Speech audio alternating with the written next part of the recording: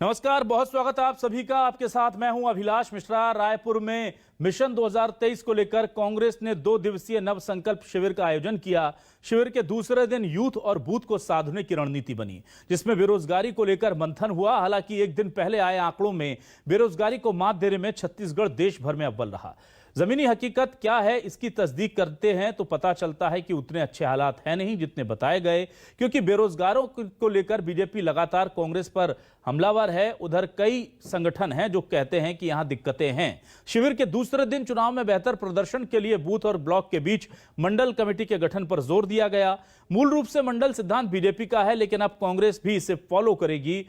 Youth को लेकर के बूथ को मजबूत करने की इस पूरी कोशिश और कवायद के दौरान पूरे देश में सबसे कम बेरोजगारी के आंकड़े आना छत्तीसगढ़ सरकार के लिए राहत की बात तो है, लेकिन युवाओं का लगातार आंदोलनों पर रहना, रोजगार के लिए मांग करना, कई संगठनों का बार बार प्रदर्शन करना, यह बताता है कि उतना अच्छा या फील गुड एटमॉस्फेयर या माहौल छत्तीसगढ़ में है नहीं जितना कागजों में नजर आ रहा है। क्या है इसकी सच्चाई, इसी पर करेंगे आज आपकी बात।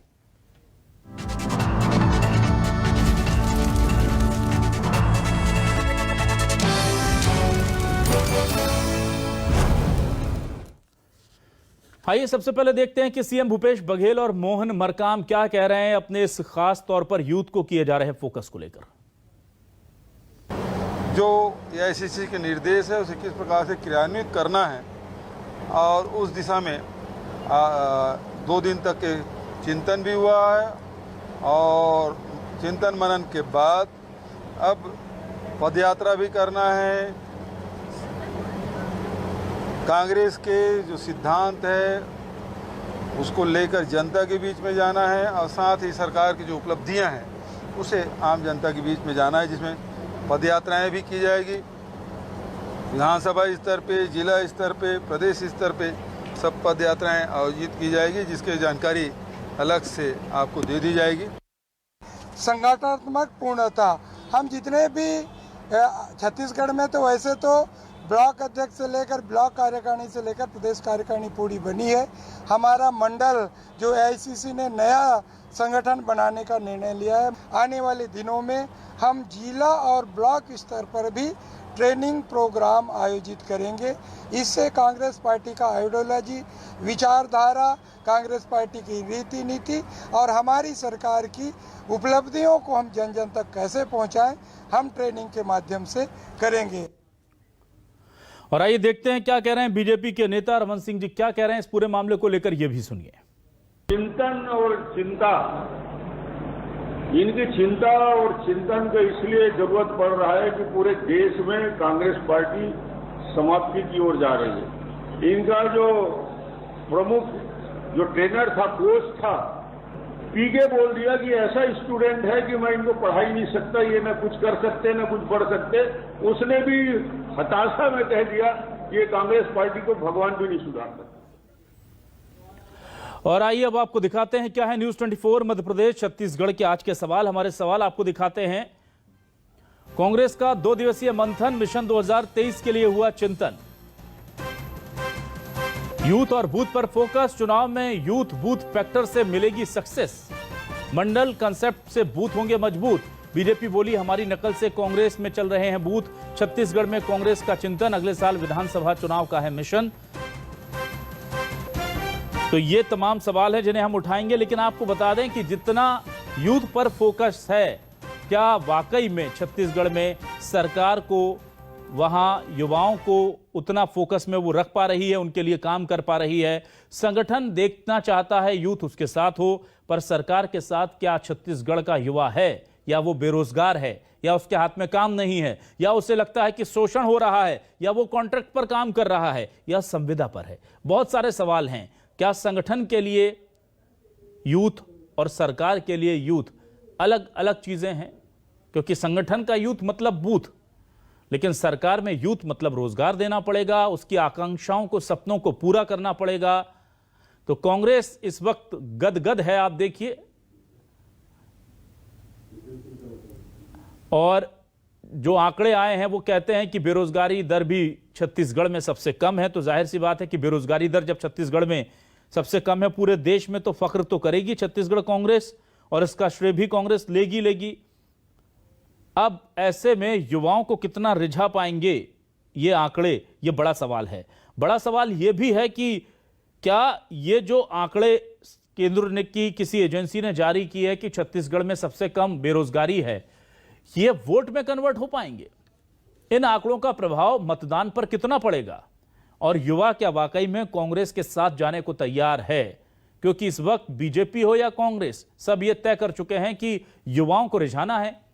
आपने सुना होगा कि यह फॉर्मूला कल दिया गया कि 50-50 यानी 50 साल से कम उम्र के सो कॉल्ड जो युवा हैं उन्हें टिकट दिया जाएंगे 50%, और 50% महज आधे टिकट उन्हें दिए जाएंगे जो वरिष्ठ अनुभवी नेता हैं।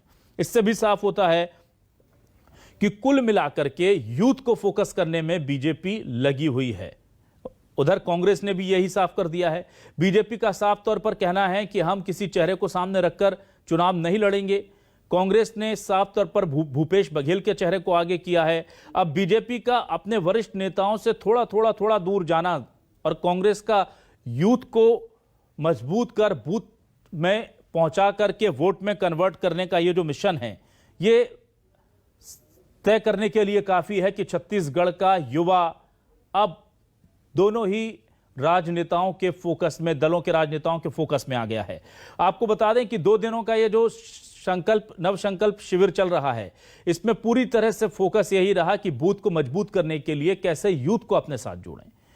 और उधर आपने देखा होगा कि जब छत्तीसगढ़ में बीजेपी का चिंतन हुआ था, तब उन्हें भी सबसे ज्यादा युवाओं को लेकर के उनके मन में चिंता थी। कमोवेश यही हालात मध्य प्रदेश में है, यही हालात हर जगह हैं। और यूथ जिसके साथ आ जाएगा वो लगातार यह तय है कि सत्ता के सिंहासन तक पहुंचते रहेंगे। अब यहां पर सीएम भूपेश बघेल जो हैं वो साफ तौर पर कह रहे हैं कि हम बूथ को लेकर के फोकस कर रहे हैं चीजों को। बेरोजगारी दर छत्तीसगढ़ में सबसे कम है। इससे पहले भी आपको याद होगा बेरोजगारी दर छत्तीसगढ़ में काफी कम थी और उसको लेकर के बीजेपी ने कोशिश की हमलावर होने की, लेकिन चूंकि आंकड़े केंद्रीय एजेंसी के थे तो बहुत ज्यादा निशाने पर वो ले नहीं पाए और कांग्रेस को इसका क्रेडिट मिला भी। लेकिन उस दौरान भी हमने सुना कि साफ तौर पर युवा जो थे वो कह रहे थे, अभी भी रायपुर और आसपास के इलाकों में कई युवा संगठन, कई कर्मचारी संगठन इस वक्त आंदोलन कर रहे हैं।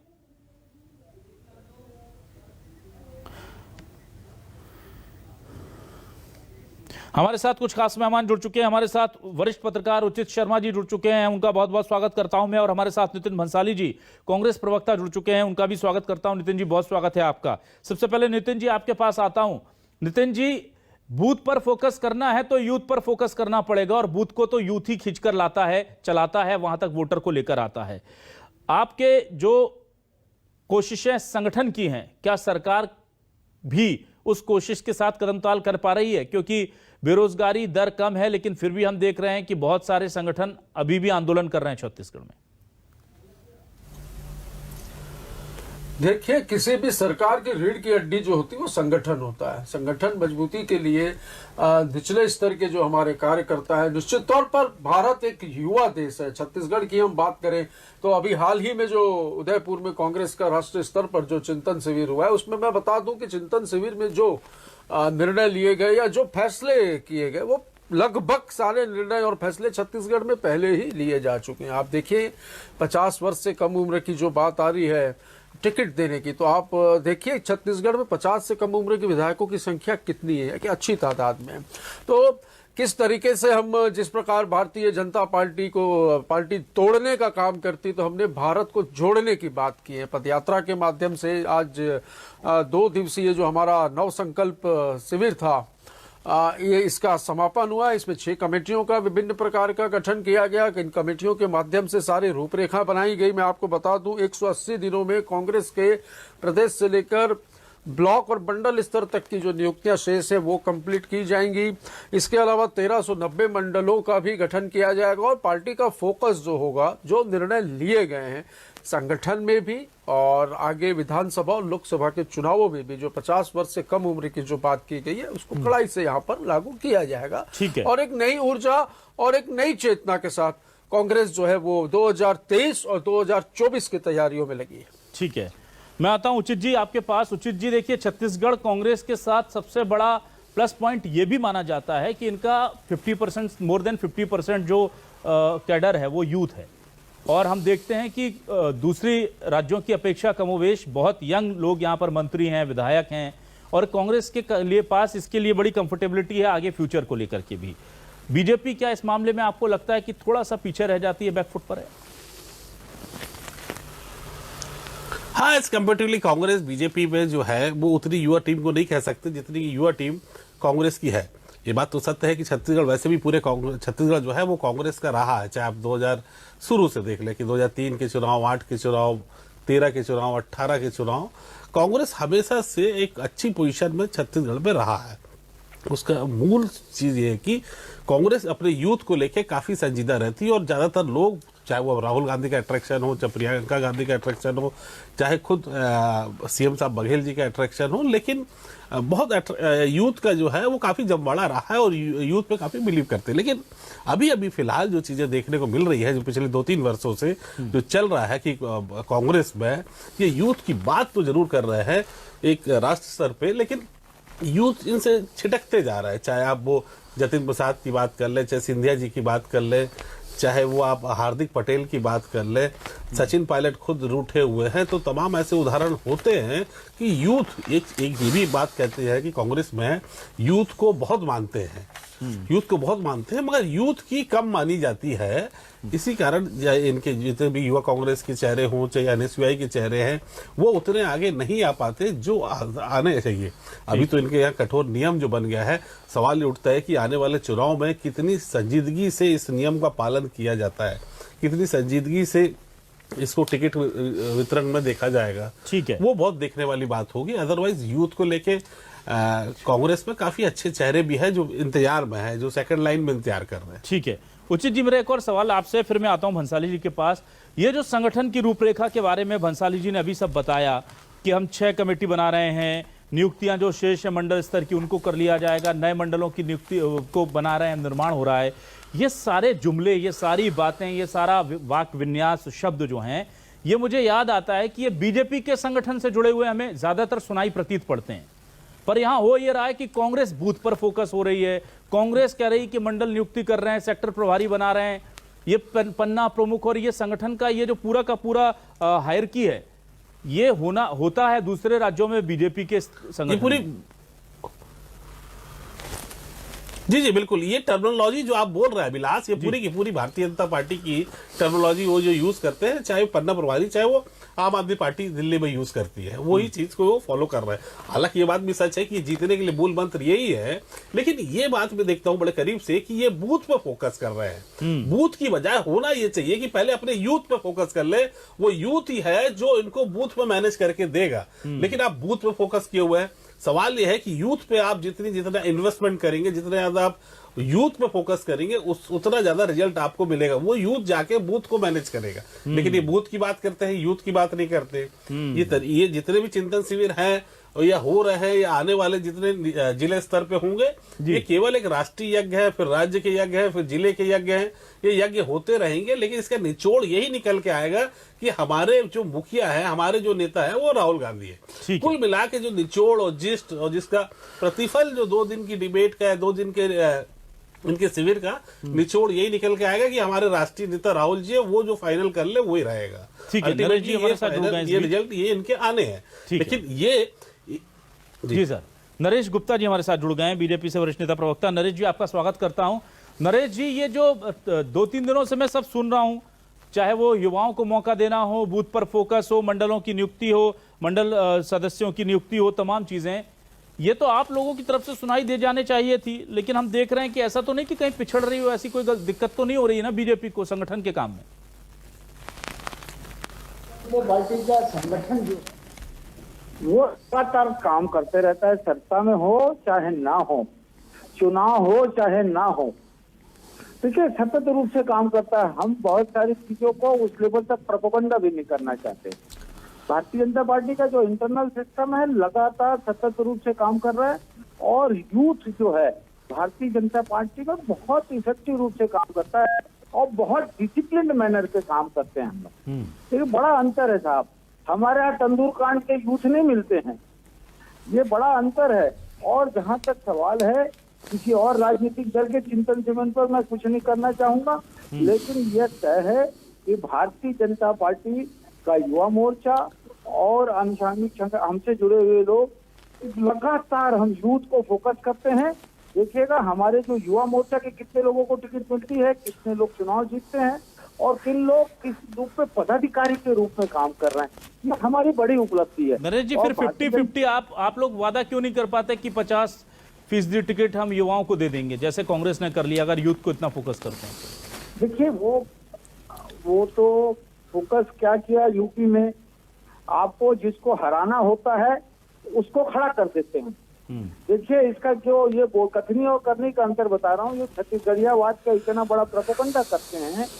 और स्थिति ये है, छत्तीसगढ़ियावाद का जब चुनाव हारना था तब सरोज पांडे के खिलाफ एक छत्तीसगढ़िया को खड़ा कर दिए, और जब चुनाव जीतना था तो छत्तीसगढ़िया बाहर कर दिया गया। ठीक है, एग्जाम्पल है इनके कार्यप्रणाली। ना अभी हम यूथ पर बात कर रहे हैं और यूथ को लेकर के जिस तरह से, ठीक है नितिन भंसाली जी आपके पास आ रहा हूँ। नितिन भंसाली जी, मुझे ये बताइए कि यूथ को लेकर के क्या केवल बूथ, जैसा बता रहे थे उचित जी कि आपके फोकस में बूथ यानी कि वोट है, यूथ नहीं है।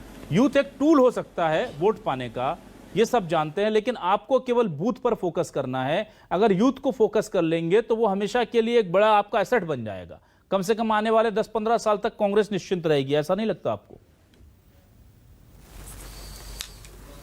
देखिए, कांग्रेस एक पार्टी नहीं है, कांग्रेस एक विचारधारा है।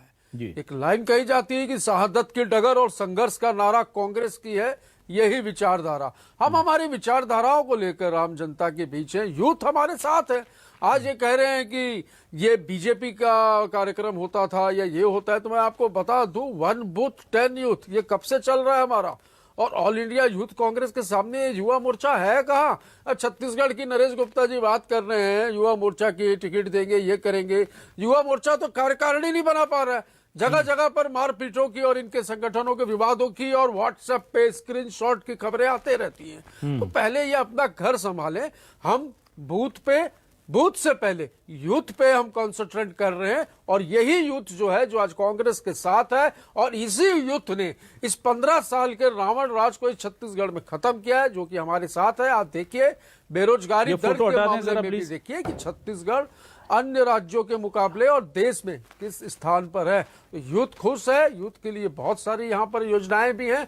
यूथ हमारे साथ है, बूथ हमारा मजबूत है, और हम निकल पड़े हैं 2023 और 2024 के मिशन पर। 23 तो हम निश्चित तौर पर जीत रहे हैं, 24 में कड़े मुकाबले के साथ इस केंद्र में बैठी भ्रष्ट मोदी सरकार को उखाड़ फेंकने का संकल्प यहाँ के युवा ने, इस देश के युवा ने ले लिया है। ठीक है उचित जी, मुझे ये बताइए कि जिस तरह से युवाओं को साथ लाने की बात करते हैं, हम देखते हैं कि बेरोजगारी दर में छत्तीसगढ़ लगातार देश में बहुत अच्छा प्रदर्शन कर रहा है। कल एक आंकड़ा आया, देश में सबसे कम बेरोजगारी दर यानी सबसे ज्यादा रोजगार देने वाला राज्य छत्तीसगढ़ है। लेकिन हम ये भी देखते हैं, इसी डिबेट में हम हर दूसरे तीसरे दिन युवाओं का, संगठनों का, कर्मचारियों का प्रदर्शन देखते हैं। कुछ कह रहे हैं मनरेगा कर्मचारी संगठन जो है 60 दिनों से ज्यादा हो गया उसको, वो बैठा हुआ है प्रदर्शन पर। संविदा वर्ग के कर्मचारी लगातार कोरोना काल के बाद से अपनी मांगों को लेकर अड़े हुए हैं, लड़ रहे हैं। तो ये जो विरोधाभास दिखता है, ये क्या बहुत ज्यादा गैप है? आपको लगता नहीं इतने बड़े राज्य में ये तो रहेगा और बेहतर है दूसरी जगह से स्थिति छत्तीसगढ़ की?